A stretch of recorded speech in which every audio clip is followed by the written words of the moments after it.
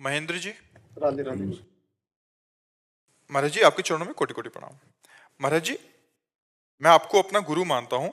महाराज जी, आपकी कृपा से शांत और आनंदपूर्वक जिंदगी जी रहा हूँ। गुरुदेव भगवान, धर्म के पैसे का मोह और अपने बच्चों का मोह खत्म नहीं हो पा रहा। महाराज जी, इससे बाहर निकलने का कृपया अभी उपाय। शांति का परिचय ही नहीं मिला। जैसे आपने कहा हम शांति और आनंद में जीवन जी रहे। शांति और आनंद में जीवन तो तत्व ज्ञानी जीता है।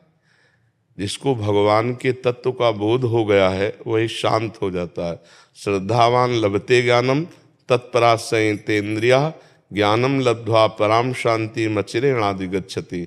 जो श्रद्धावान पुरुष है वो शास्त्र का ज्ञान जब प्राप्त करता है तो अपनी इंद्रियों पर विजय प्राप्त करता है। संयतेन्द्रिया, इंद्रिय विजयी होता है। और जो इंद्रिय विजयी होता है उसे जो ज्ञान प्राप्त होता है वो परम शांति को प्राप्त होता है।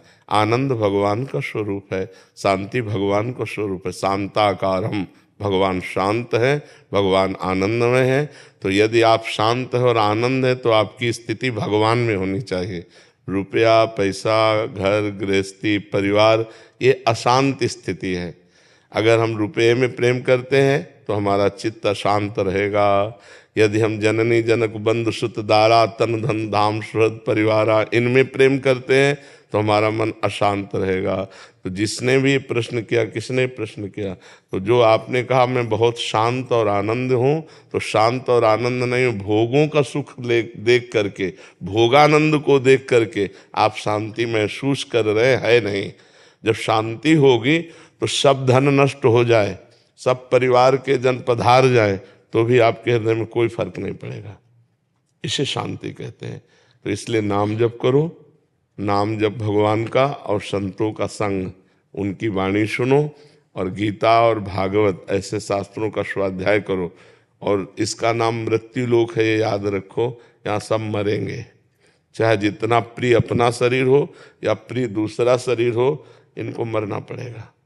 अब कब मरेंगे इसकी कोई तिथि तारीख अपने को पता नहीं। इसलिए तैयार रहो हर समय कि कभी भी कोई बिछुड़ सकता है, यहाँ कभी भी कुछ हो सकता है। बहुत संकटपूर्ण देश में हम रह रहे हैं, इसका नाम मृत्यु लोक है। यहाँ कुछ भी हो सकता है, कभी भी हो सकता है। इसलिए नाम जप न छूटने पावे। नाम जप अगर भगवान का चल रहा है, मंत्र जब चल रहा है, हमारा शरीर पूरा हो गया तो हमें भगवान की प्राप्ति होगी, वास्तविक शांति की प्राप्ति हो जाएगी, वास्तविक आनंद की प्राप्ति हो जाएगी। नाम जप करते रहोगे तो संसार का जो राग है वो तुम्हें बांध नहीं पाएगा। नाम जब चल रहा है तो धन आदि ये आवश्यकता के अनुसार अपने आप प्राप्त होता रहेगा, आपको इसमें विशेष चिंता नहीं करनी पड़ेगी। नाम जप हो रहा है तो आपके अंदर जो मोह है परिवार का वो भी धीरे धीरे नष्ट हो जाएगा। भजन के बिना कुछ नहीं होने वाला, इसलिए भजन करते रहो।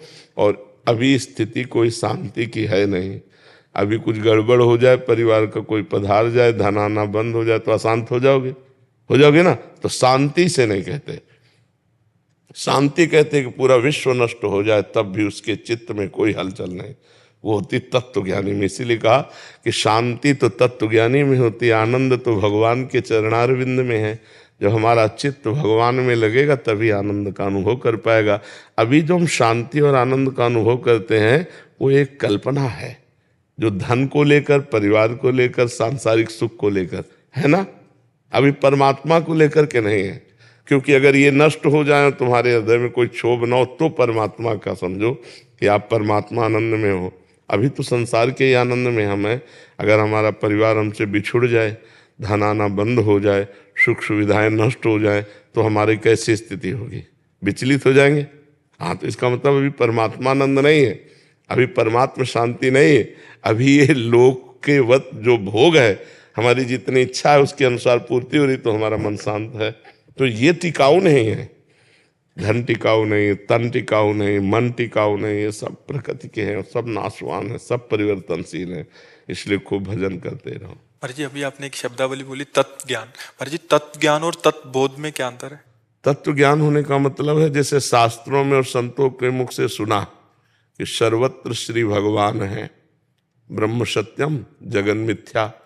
अब इसका अनुभव होना, ये ज्ञान तो हो गया, अब इसका बोध होना, इसका साक्षात्कार। तो तत्व ज्ञानी तो हजारों मिल जाएंगे, लेकिन बोधवान पुरुष कोई बिरला ही होगा जो उसका साक्षात्कार कर लिया है। सर्वम खलमिदम ब्रह्म का जिसने साक्षात्कार कर लिया है, जिसको अनुभव हो रहा है ऐसा। तत्व ज्ञान से तत्व बोध की बीच की यात्रा क्या है महाराज जी? गुरु चरणों का आश्रय लेकर वेदांत वाक्यों का श्रवण करते हुए लोक परलोक के समस्त भोगों से वैराग, इंद्रिय विजयी और मनोनिग्रही और समाधान, अपने चित्त को निरंतर परमात्मा चिंतन में लगाने वाला घोर मुमुक्षुता, अब मैं मुक्त होना चाहता हूं, इससे तत्वबोध हो जाता है। बिना साधन चतुष्टय के तत्वबोध नहीं होता है। साधन चतुष्टय जब गुरु चरणों में रहकर साधना की जाती है तब फिर तत्वबोध होता है।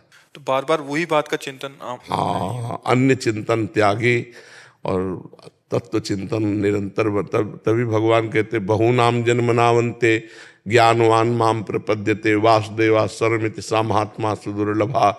ऐसा महात्मा मिलना बड़ा दुर्लभ है जो सर्वत्र भगवान वासुदेव का अनुभव करता है, सर्वत्र तत्व बोध किए हुए कि सर्वत्र वही विद्या विनय संपन्ने ब्राह्मणे गभ्यस्तनी सुनी चय सुपाके चा पंडिता समदर्शिना। वो विद्या विनय संपन्न ब्राह्मण में, गाय में, हाथी में, कुत्ते में, चांडाल में, सब में एक परमात्मा को देखता है, देखता है। इनमें है केवल ऐसा नहीं, उसने अनुभव किया है, उसने अनुभव कर लिया, वो तत्व ज्ञान। बाहरी व्यवहार मतलब जैसा बाहरी व्यवहार तो जैसा होता है वैसा ही होगा। व्यवहार में समदर्शिना है, समवर्तिना थोड़ी, समदर्शिना है।